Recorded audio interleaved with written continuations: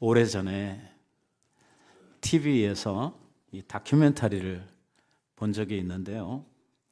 그 다큐멘터리의 제목이 소년원에 간 아이들이라고 하는 제목을 가지고 있는 다큐멘터리였습니다. 내용이 뭐냐면 아주 어린 나이에 범죄를 하고 폭력, 절도, 심한 경우에는 강도, 또 본드 흡입 이런 걸로 이제 심판을 받고 결국 소년원에서 미성년자이기 때문에 생활을 하게 된 아이들에 대한 이야기였어요. 이 다큐멘터리에서는 특별히 남자애들보다 여자애들의 그 소년원 생활을 집중적으로 이렇게 보도를 하고 있었는데요.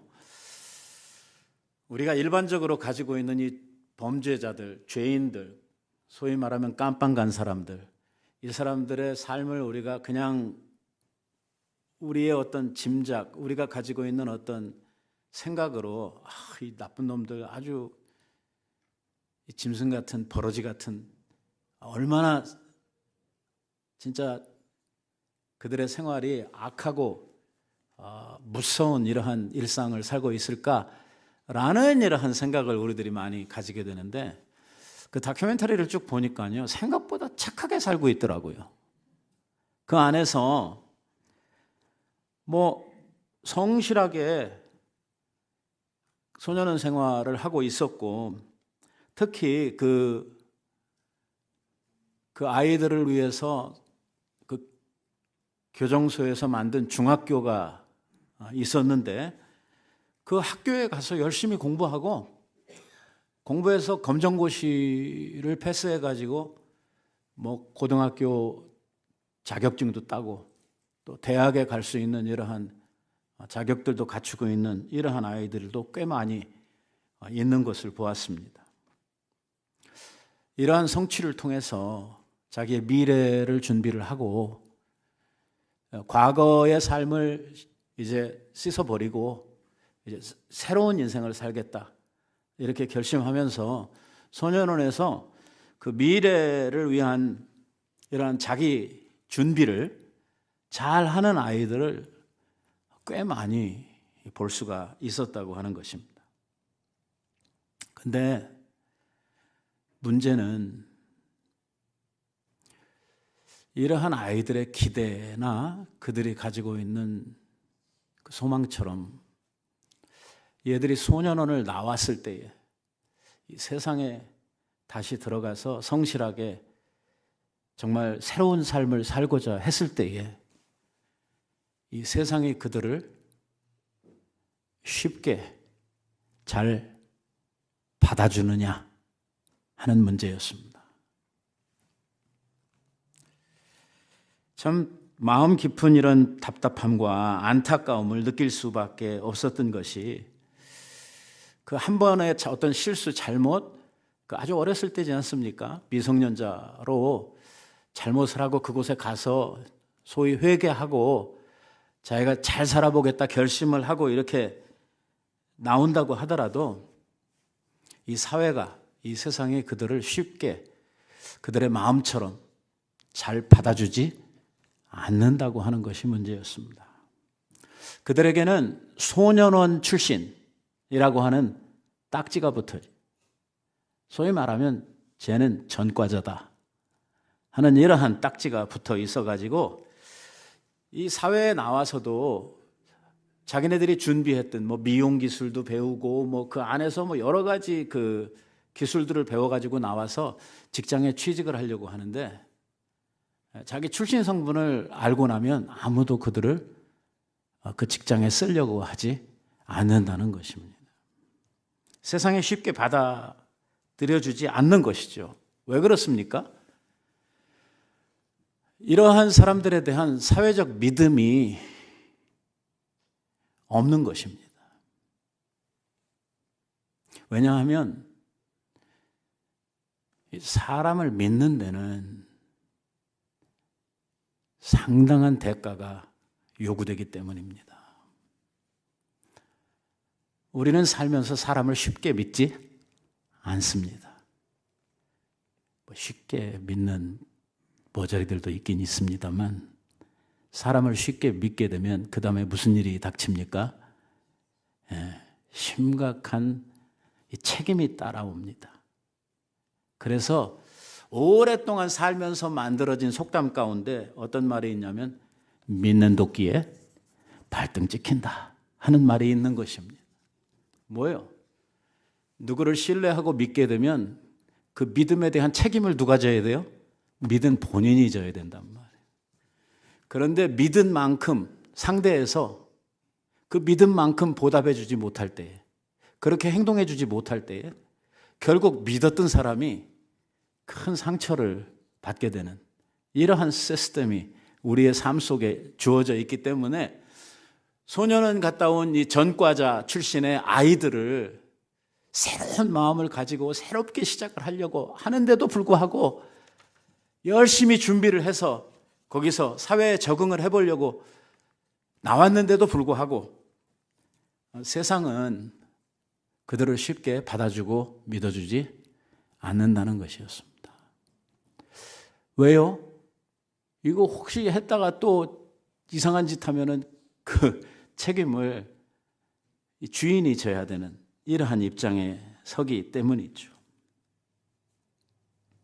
그러니까 쉽게 말하면 이런 전력이 없는 사람을 채용하는 것이 훨씬 더 안전하다 이렇게 생각을 하는 거죠. 이 소년원 출신의 애를 갖다가 자기 직장에 이렇게 하여했을 때에 다른 아이들보다는 발등 찍힐 확률이 훨씬 높다라고 생각을 하는 것입니다. 실제로 어떻게 될지는 몰라요. 해보지도 않았으니까. 하지만 우리가 사회적인 인식을 두고 보면 한 번 죄를 짓고 한 번 이렇게 죄인으로 낙인이 찍힌 사람들은 이 사회에서도 또 어떤 사람도 이러한 사람들을 쉽게 믿거나 받아주지 않는다고 하는 것이 우리가 살아가고 있는 삶의 상식이더라. 이러한 이야기죠. 제가 이 다큐멘터리를 보면서 생각한 것은 이게 큰 죄인으로 한번 낙인이 찍히는 것이 얼마나 참 이게 무서운 일인가 하는 것을 생각을 하면서 동시에 내 자신 또 우리 아직 깜빵 가지 않은 사람들 우리들은 뭐 그 사람들보다 얼만큼 더 나은가? 우리의 생각, 우리의 의식 이러한 것들이 그러한 사람들과 비교를 해서 월등하게 탁월하게 우리들은 나은 삶을 살고 있는가 하는 생각을 하게 됐어요. 일단 성경은 우리들에게 뭐라고 말하냐면 의인은 없나니 몇 명도 없다? 그럼 우리도 뭐예요? 예. 그러니까 성경적 관점에서 보면 우리도 모두 다 죄인들이고 솔직히 하루도 죄 안 짓고 살아가는 날이 없다고 고백을 해야 되죠. 뭐 여기서 제가 이걸 막 디테일하게 파고들지 않겠습니다만 왜?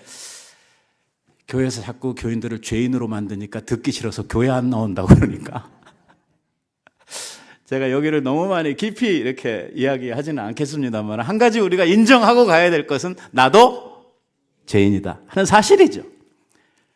뭐 하나님 앞에서 나는 의인입니다 뭐 이럴 사람은 우리 중에 없을 거라고 저는 생각을 하고요. 그렇게 놓고 생각을 하면 세상에는요 다 죄인인데 드러난 죄인과 아직 드러나지 않은 죄인이 있을 뿐이다 하는 생각을 하게 되는 거예요.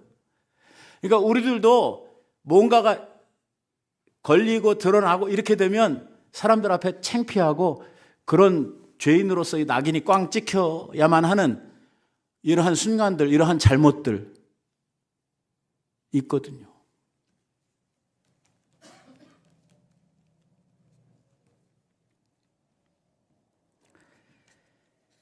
오늘 그 소년원 갔다 온 애들에게는요, 새로운 삶에 대한 희망이나 기회가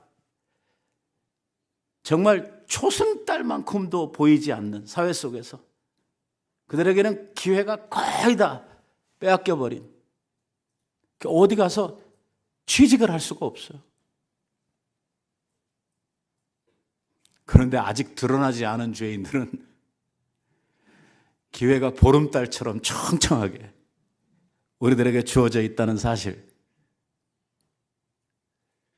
아직 잡히지 않았을 뿐인데, 아직 드러나지 않았을 뿐인데, 딱 그 이유 하나로 우리들에게는 삶의 기회가 엄청나게 많이 주어지고 있다고 하는 그 사실, 사실 감사하고 눈물이 날 정도예요.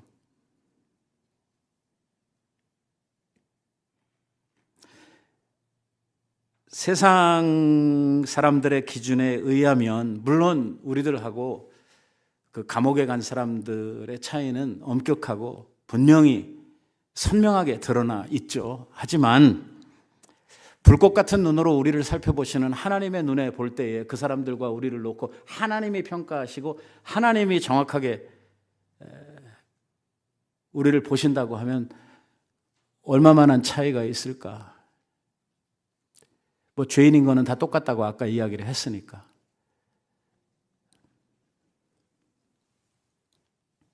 사람들의 눈은 피할 수 있지만 하나님의 눈은 우리가 피할 수가 없고, 하나님 앞에서 짓고 있는 우리의 죄, 그리고 한 가지 더, 우리는 하나님을 알았고 하나님의 말씀을 배웠는데,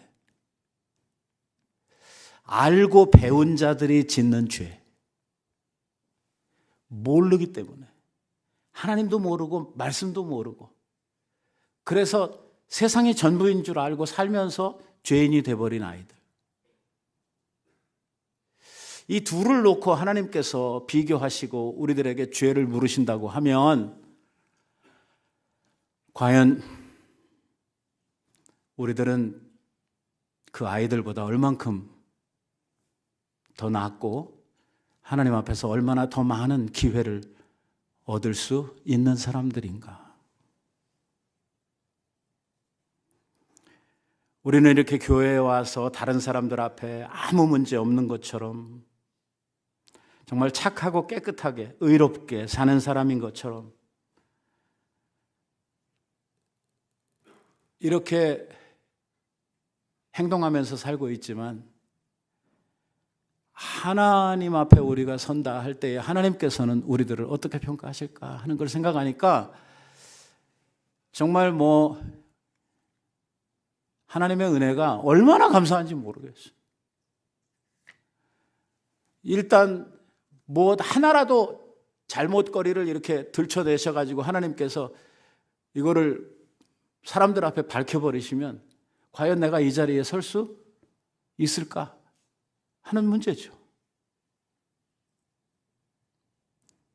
도덕적인, 윤리적인, 성경적인 이러한 완벽한 하나님의 눈으로 우리를 평가하시고 우리들을 잘못을 한번 확 드러내시면 어떻게 됩니까?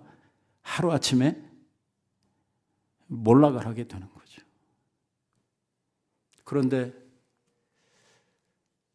아직도 하나님께서 우리들을 봐주시고 있는 거거든요. 제가 가끔 여러분들한테 드리는 말씀이 있잖아요. 우리가 주일날 교회 올 때 하나님께서 만약에 거짓말 한 번 하면 코를 한 자씩 이렇게 늘리신다, 피노키오처럼 이렇게 하신다고 하면, 여러분 주일날 교회 올 때 거짓말 한 일 그 하나 때문에 다 코들이 막 석자, 넉자 이렇게 커져가지고 오면 누가 교회를 들어올 수 있겠습니까? 창피해서. 그런데 우리가 숨겨진 죄들, 하나님이 드러내시지 않은 이러한 죄들이 하나님 안에 감추어져 있기 때문에 우리들이 아무 일 없는 것처럼, 또 깨끗한 것처럼 이렇게 편안하게 올 수 있다고 하는 사실 감사하지 않습니까? 네, 감사하죠. 너무 감사해요. 그래서 생각해 보면 지난 한 해를 살면서 우리가 지은 죄가 얼마쯤 될까? 한 가마니쯤 될까? 두 가마니쯤 될까? 이게 뭐 하루 이틀 이야기가 아니고 지난 2025년이라고 하는 한 해를 살면서 우리가 실수하고 잘못하고 한 사람들 앞에 이렇게 드러나면 막 너무 창피하고 부끄러운 이러한 죄들이 하나님만 알고 계시는, 나만 아는 이러한 죄들이 얼마나 많을까? 그런데 하나님께서는 우리들을 사람들 앞에 막 창피 주려고 그런 것들을 다 드러내시지 아니하시고 죄를 지었어요, 분명히. 우리를 그냥 다 안아주시고 새로운 기회를 우리들에게 주신다는 거. 너무너무 감사한 거예요. 어떻게 보면 새해를 받을 자격이 있는 사람들인가? 이번에 2025년을 살면서 상당한 하나님 앞에 업적을 남겼기 때문에 내년에 너 기대된다. 그래서 새해를 우리들에게 선물로 주면서 하면 내년엔 더 열심히 해봐라. 이렇게 하면서 주실 만한 이러한 한 해를 우리가 살았는가? 정말 거의 낙제점을 받고 아예 기회도 주지 말아야 되는, 야, 너 오래 산 거 보니까 더 살 필요 없겠다. 너는 더 살아봐야 별로 기대할 거 없겠다. 라고 평가가 되는 이러한 한 해를 살았음에도 불구하고 하나님께서 우리들에게 또 새로운 한 해를, 생명을 연장해 주심으로 인해서 또 한 해를 우리에게 선물로 주시고 새로운 기회를, 우리가 잘못한 것들을 다시 이렇게 회복할 수 있는, 소년원에 간 아이들이 사회에 나와서 새로운 삶을 성실하게 살아내고 그래서 사람들 앞에 뭔가 인정을 받을 수 있는 이러한 기회를 얻는다고 하는 것이 너무 감사한 일인 것처럼 오늘 우리들에게 주시는 이 새로운 기회, 이 새로운 한 해, 별로 잘 산 건 없는데 그래도 또 한 해를 우리들에게 허락해 주시면서 올해는 한 번 더 기회를 주시고 우리들이 하나님 앞에 온전하고 뭔가 열매 있는, 그래서 하나님을 기쁘시게 할 수 있는 이러한 기회를 하나님께서 열어주시고 있다고 하는 것에 대해서 너무너무 감사한 거예요.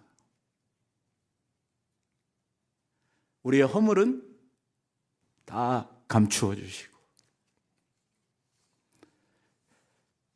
다 망쳤는데, 다 잘못했는데도 불구하고 또 우리들에게 새해를 주시는, 마치 뭐 같으냐면 어린 아이들이 그림 그리라고 도화지를 내줬더니 그림 그리다가 완전히 망쳐먹어가지고 이건 뭐 어디다 낼 수도 없는 이러한 그림을 그려놨는데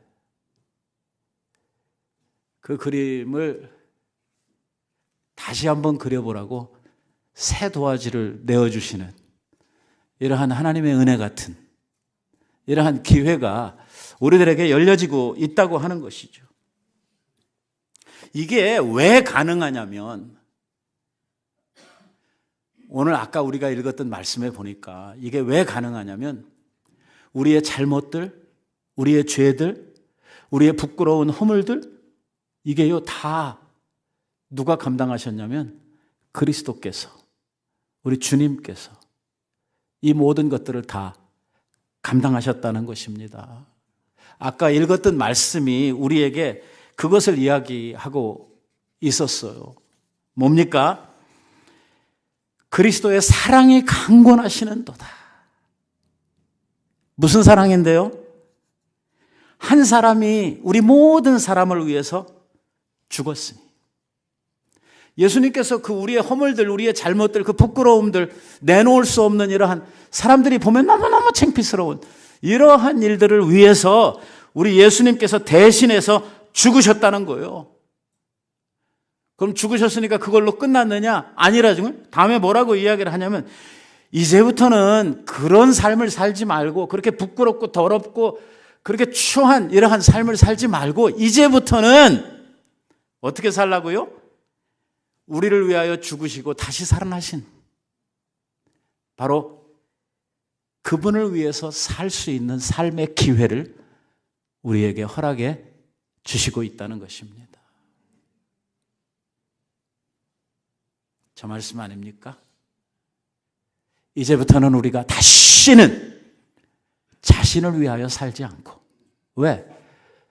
그렇게 살다가 수많은 오욕들을 남겼거든요.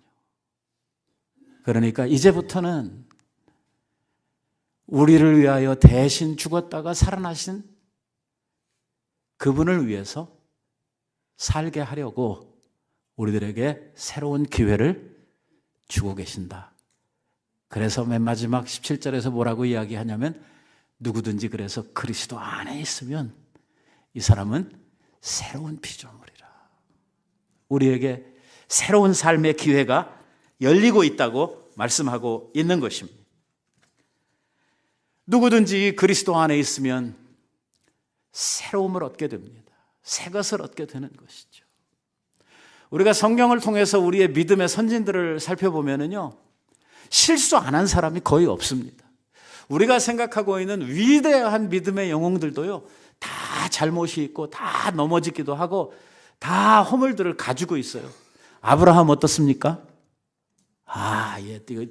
이거 들춰내면은요, 야, 진짜 한심합니다. 자기 마누라를요, 누이 동생이라고 속여가지고 남한테 갖다 바치는, 이런 짓이나 하고. 다윗 보세요, 다윗. 진짜 입에 담기조차 부끄러워.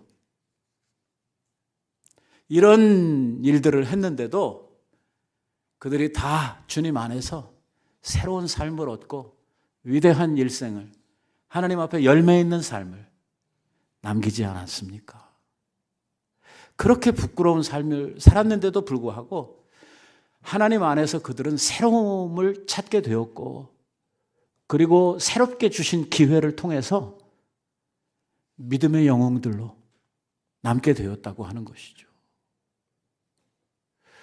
오늘 그리스도의 십자가, 주님 안에서 우리는 얼마든지 새로운 기회들을 얻게 된다고 하는 것입니다.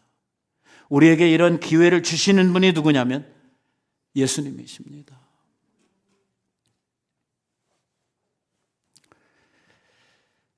너무너무 감사한 것은 뭐냐면, 제가 이제 65세가 넘었으니까 매년 쏟고 또 쏟고, 새로운 한 해를 주시면 또 잘하겠나 해서 줬더니 또 망치고 또 죄짓고, 살아온 연수가 이게 손발을 몇 번 접었다 펴도 모자랄 정도로 이렇게 오랜 세월을 실패하고 또 후회하고 망치고 고통하고 이러면서 살아온 우리들인데도 불구하고 여전히 하나님께서는 그리스도 안에서 우리들을 새롭게 하시고 우리의 생명을 연장해 주시고, 그리고 우리들에게 새로운 기회를 주시고 있는 것입니다. 이게 꼭 뭐하고 비슷하냐면, 자식들 키우면서 부모들이 잘하겠다고 하면은 믿고 한번 또 용서해주고, 격려하고, 잘못한 놈 매대신 밥이라도 한 끼 사주면서 그래 앞으로 잘해봐라 해놓으면 또 그 다음에 가서 어떻게 해요? 또 망쳐요. 또 실망을 시킵니다. 그럼에도 불구하고 부모는요, 사랑 때문에 여전히 용서하고 여전히 아들을 믿고 여전히 아들을 향한 기대를 가지고 부모들은 희생하고 그들을 바라보는 것처럼 우리 하나님께서도 자녀된 우리들을 그러한 마음으로 용서하시고 우리들에게 새로운 기회들을 허락해 주시고 있다고 믿습니다.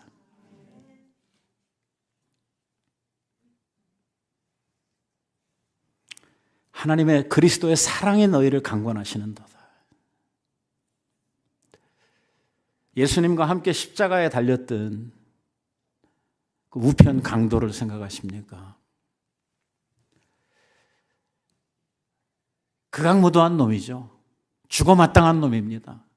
영원한 형벌을 받아야 될 아주 죄인 중에 괴수 같은 놈이죠.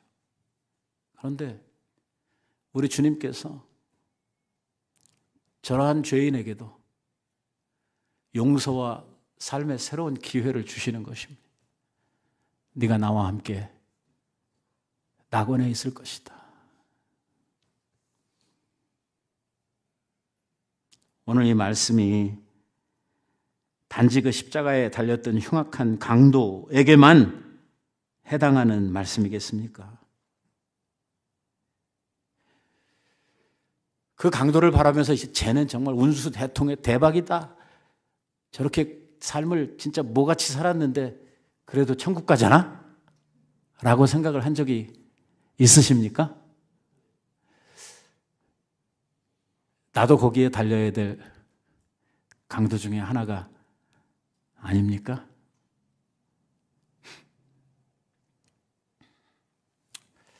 참 수도 없이 하나님의 발등을 찍으면서 살아왔던 우리들, 하나님의 믿음을 배신했던 우리들, 2025년이 시작하는 그 새해 첫마당에 하나님 앞에 우리들이 새로운 마음의 각오를 다지고 내가 올해는 좀 잘해보겠다고 결심을 했음에도 불구하고 한 해를 마치는 오늘 우리가 생각하고 약속하고 기대했던 것들을 충분히 다 이루었는가 하는 것을 생각해 보면 별로 달라진 것이 없는, 어떻게 보면 세월만 허송해버린 그러한 우리들에게 하나님께서는 또 새로운 한 해를 허락해 주시는 것입니다. 너무너무 감사하죠. 자격 없는 저희들에게 베풀어 주시는 주님의 은혜가 너무 큽니다. 여러분, 당연한 것은 하나도 없습니다. 하루하루가 하나님으로부터 받아서 사는 생명의 은총을 누리고 있는 우리들입니다. 하나님이 이러한 날들을 우리에게 주시면서, 이러한 한 해를 우리에게 주시면서 우리들에게 거는 기회가 무엇일까요? 우리가 얻은 이 기회를 통해서 우리가 하나님 앞에 드려야 하는, 맺혀야 하는 우리의 열매는 무엇일까요? 이 모든 것들이 십자가 때문에 가능했고 이것이 그리스도 안에서만 우리들에게 주시는 하나님의 큰 사랑이라고 하는 사실을 우리가 명심했으면 좋겠습니다. 새로운 한 해를 시작을 하면서 좀 올해와는 좀 다른, 정말 한두 가지라도 하나님 앞에 새롭게 되는 이러한 한 해가 되었으면 좋겠습니다. 그러려면 우리들의 삶 가운데에서 하나님 앞에 변해야 하는, 새로워져야 되는, 무엇보다도 시급한, 하나님 보시기에 그래 이거는 좀 바뀌어야 되겠다 하실 만한 것이 내 삶에 무엇이 있을까 하는 것을 생각하고 찾아봐야 합니다. 뭔가 목표를 세워야 하고 그 목표를 실현하기 위한 방법들이 만들어져야 되겠죠. 새해를 맞이하면서 하나님께서 우리들에게 주신 이 새로운 기회에 내가 하나님 앞에서 이 새로운 한 해에 어떤 열매들로, 어떠한 목표들로 하나님 앞에 이 새해를 시작해야 될까? 그리고 무엇을 위해서 내가 어떻게 하나님 앞에 살아드려야 될까 하는 것들을 묵상하시는 이러한 한 주간이 되었으면 좋겠습니다. 이제 이번 주간에 우리 해가 바뀌지 않습니까? 이번 목요일이 1월 1일이에요. 이 주간에 딱 반에 이 묵은 해가 가고 새로운 해가 시작이 됩니다. 이 묵은 해를 보내면서 내가 이제 벗어나야 하고 버려야 될 것이 무엇인지, 새로운 한 해에 내가 이루어야 할 목표가 무엇인지, 하나님이 나의 삶에 물론 부족한 것이 많은데 그 중에서도 정말 딱 하나, 둘을 꼽는다고 하면 너 이거는 정말 변해야 돼 하는 것이 무엇일까 하는 것을 우리들이 찾아보고 새 한 해의 새로운 목표로 새로운 기회를 하나님 앞에 선용할 수 있는 우리 모두가 되었으면 좋겠습니다. 우리는 그리스도 안에서 새로운 피조물 들입니다. 하루하루가 새롭습니다. 왜냐하면 오늘이라도 우리를 붙들고 계시는 하나님의 생명의 줄을 딱 놓으시면 우리는 그 순간 끝나버리는 것이죠. 우리의 생명이 다하는 날이 바로 그 날입니다. 그런데 하나님께서 이렇게 우리들에게 이 생명을 계속 연장해 주시고 있다는 것, 하루가 아니라 이제 또 새로운 1년을, 이 엄청난 선물을 우리들에게 주시고 있는데 이 한 해를 우리가 어떻게 살아야 될까? 내가 새로운 한 해에는 반드시 하나님 앞에 이루어야 할, 하나님 기뻐하시는 이러한 삶의 열매가 무엇일까 하는 것들을 묵상하면서 목표를 가지고 새로운 한 해를 맞이하시는 여러분들 되시기 바랍니다. 그래서 새해에는 정말 하나님 앞에 아주 아름다운 열매들로 기쁨을 드리는 이러한 하나님의 자녀들로 우리 모두가 하나님 앞에 그렇게 영광스럽게 설 수 있었으면 좋겠습니다. 이러한 복이 우리 모든 성도들의 가슴 속에 풍성하게 임하게 되시기를 우리 예수님의 이름으로 축원드립니다. 기도하십시오.